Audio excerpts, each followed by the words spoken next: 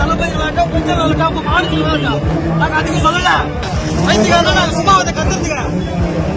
யாருன்னா சொல்லி நாங்க தூண்டி வரோமா? நாங்க வச்சுக்கிறோங்க, கஷ்டப்படுறோங்க, தூக்கம் வரலங்க. ஒரே ஒரு மரியாதை கொடுக்க மாட்டாங்க.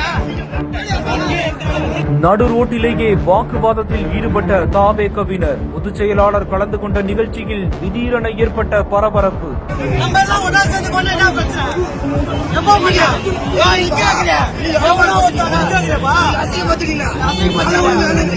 கட்டி நிக்கணுமா?